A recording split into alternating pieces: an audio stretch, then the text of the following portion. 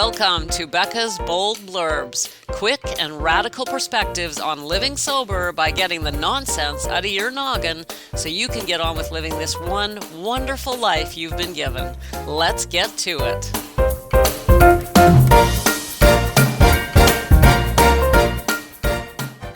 Hello, lovelies. Welcome back. It's time for your daily blurb. Thank you for joining me. Super excited.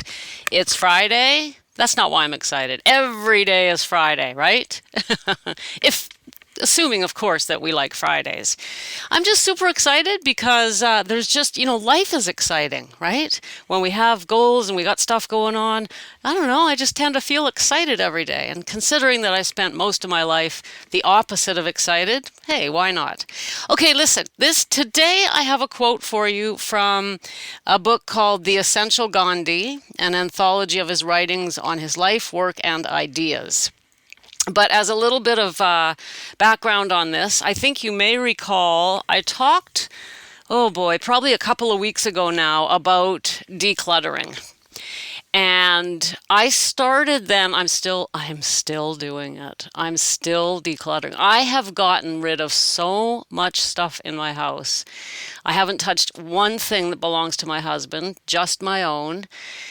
And I tell you, I feel so much lighter. I just, everything is made of energy. And if you want to make room in your life for more, then we need to get rid of we have to literally make room for more. And I'm loving this. It's just feeling really, really good. I'm feeling freer, lighter. But as I was looking at this book, because one of the things I am getting rid of is books. I'm not throwing them out, obviously. I'm donating them or giving them to people who want them. But of course, it's really hard with books. You got to stop and look at each one and flip through it. And I found this quote. And I couldn't believe it. It's like, oh, okay, well, there you go. Check this out. Here it is. This is from Mahatma Gandhi, who, by the way, I'm sure you know, single-handedly took down the British Empire. How's that for mind-blowing? I mean, seriously, who does that? Well, he does. Okay, here's the quote. Happiness, the goal to which we are all striving, is reached by endeavoring to make the lives of others happy.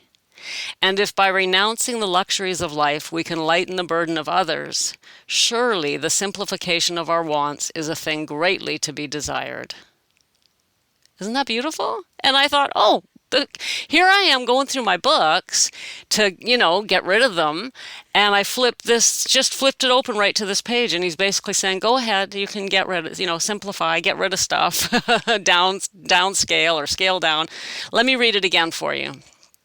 Happiness, the goal to which we are all striving, is reached by endeavoring to make the lives of others happy. Let's stop there. We'll do the first half first. Isn't that amazing? Now, I think I talked about that this very week, or maybe it was last week. I don't know. It all kind of blends together. But I know more than once I've talked on here about if you're feeling down, go help somebody else. Just get out and forget about yourself even for an hour or two. Just go and help somebody else. And it really takes us outside of ourselves and makes us happier. And he says right here, this happiness, the goal to which we are all striving, is reached by endeavoring to make the lives of others happy. Right? Right. It really is that simple. If you're like, you don't understand, Becca, I'm depressed, I don't feel like moving, get up, get out, and do something for somebody. Of course, I'm not advising on clinical depression or any kind of diagnosis. I'm talking about just people in general here. Never would do that. We all get down now and then. If you don't feel like it, more is the better. Force yourself. You will feel so much better. And whatever comes to mind. Just go and do something for somebody. Take your neighbor a cup of tea. I don't know, right? Do you have an elderly person nearby that you can just sit and talk to for 5 minutes? Whatever it is. Okay, so the first part of the quote, happiness, the goal to which we are all striving, is reached by endeavoring to make the lives of others happy. And now here's the second half. And if by renouncing the luxuries of life we can lighten the burdens of others, surely the simplification of our wants is a thing greatly to be desired. Wow. So The part about so by renounce he says by renouncing the luxuries of life we can lighten the burdens of others. I'm not sure that applies to us. I see his point. I think it mattered in terms of what he was trying to accomplish. I don't think if we give up our luxuries is going to in any way actually help someone else. I don't know. If it is, by all means do it. The luxuries that I have, I don't have them at the expense of anybody else, so I'm not sure this applies so much to us, but the last part does. Surely the simplification of our wants is a thing greatly to be desired. And this isn't just about giving up luxuries in order to help others. It's the simplification of our wants is a thing greatly to be desired. We can find that type of quote, that idea in many, many, many places. Simplify, simplify, simplify. I love that whole idea of simplifying life. We make things so unbelievably complicated. We really don't need that much to be happy and to be contented. We think we need this and we need that, we need this. We don't. We can simplify, and the more I simplify and offload, the happier I feel. I just don't want things hanging around collecting dust, right? And of course, it's going to be different for everyone. But if you're feeling burdened, if you're feeling low, two things, two suggestions. One, go and help somebody else. Just be of use, be of service to somebody else. And if you don't have, if you're not volunteering, I would recommend it. I really would recommend taking up a regular volunteer position.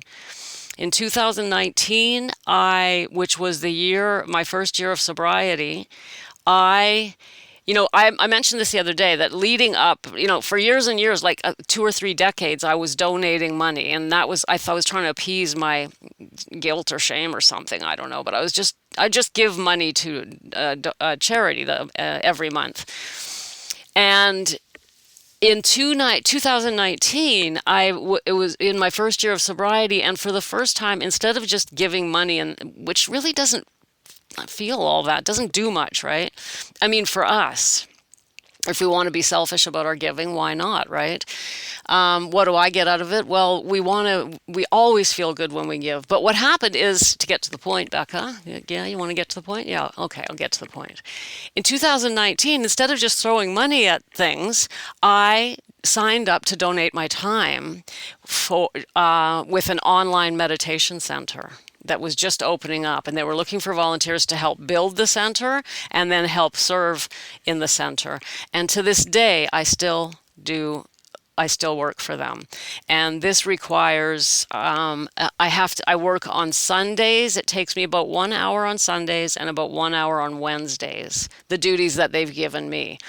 And my duties have changed over the years. In 2019, we were building the center, and it serves hundreds, actually, I think maybe thousands of people every single month who go online and meditate together. And to organize that, you can imagine, because someone has to lead the meditation, and there's a lot of back-end organization. And so I helped to build it just by, not because I mean, honestly, I wouldn't have a clue, but they told me what to do and I did it, right? And we were building it. And then once it was up and running, I took on a service position, and my position is to make sure that the leaders of the meditation have access to Zoom, because we have, I think a couple hundred volunteers who lead the meditations, because they're going all day long, by the way, and through the night. You can meditate, I think, every hour on the hour, and each one needs a leader and then a backup just in case something happens to the leader. Like, it's very, very well organized. It's not just thrown together. There's somebody who has to make the schedule. And so my job on Wednesdays and Sundays is to look at the schedule and make sure that the leaders in the coming 3 days have access to Zoom, because all the meditations are on Zoom, and to get access they need a license, and then I shuffle anyway, you don't too much detail. My point is, I give about 2 hours a week every week since 2019 serving the meditation center, and it just feels good, right? Have I ever sat there and gone, oh no, I forgot, I got to do my licenses? Yes. every Sunday and every Wednesday. And I've had moments where it's like, oh man, I'm tired. I almost forgot. I got to do the licenses. I can't go to bed yet. Got to get that done. Yes, I've had moments, of course. It's been what? It's 2024, so it's been 5 years. But it's, overall, and in fact, when I feel a little irritated by it, I kind of like it because it reminds me you're serving. Right? You don't, what your comfort doesn't necessarily matter. It's going to take you half an hour. Get on with it, right? So the point here is if you're not volunteering, I would really recommend it if you have the time, even an hour a week, because I say to you that if you're feeling down or whatever, go and find someone to help. Well, that's not always that easy. Like who? Who am I going to go help? Becca, what do I do? Go run. Maybe, if you're lucky, you'll find someone in need.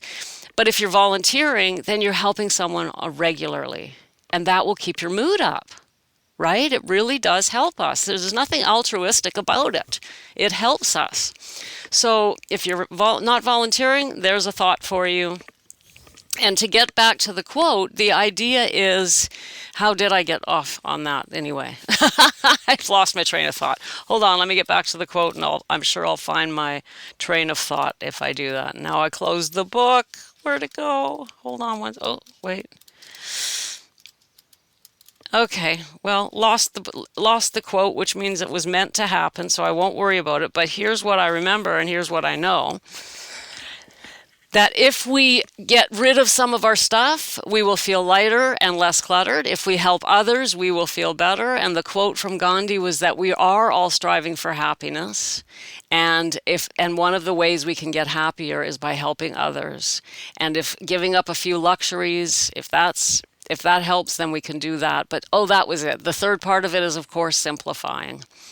And I just love the idea, again, of simplifying life. If your life feels so complicated that everything you do requires this and that and this and then organize that, let some stuff go. Just try and make things simpler. Anyway, that's a whole lot of, yeah, that was like a 3-part blurb, I think, talking about simplifying, volunteering, helping. Okay, well, whatever you got. Hopefully you got something out of it. And it all came from our amazing Mahatma Gandhi. And that's the blurb for today. I invite you to join me again on Monday. Also invite you to check the show notes. And if you're struggling with alcohol, the Perspectives program, which is a mind-blowing 8 weeks with me and others, giving up alcohol, getting happy, simplifying, helping others, cleaning up our own lives, and learning how to live one moment and one day at a time. I invite you to come and chat with me about it, because if it might be for you. It might not be for you, but the only way to find out is to come and have a chat with me. My calendar is pretty full right now, but if you're trying to sign up and there's no room on my calendar, just wait 24 hours because new slots open up every 24 hours. But I'm noticing I'm getting a lot of sign-ups, so it's so much fun. I'm spending a lot of my time meeting with people. Some people are a good fit, some aren't, and it's been a lot of fun. I've been doing that a lot in the last few days, and my calendar's full in the coming days. So if you're on my calendar, can't wait to meet you. If you're not, why not get on it and let's have a chat. Sending you buckets and buckets and boatloads of love, and have a great weekend if you're listening to this on Friday. If not, have a great day. Sending you love. Bye-bye. Thanks for popping in. Be sure to come back tomorrow so we can keep your head on straight. Sending you buckets of love.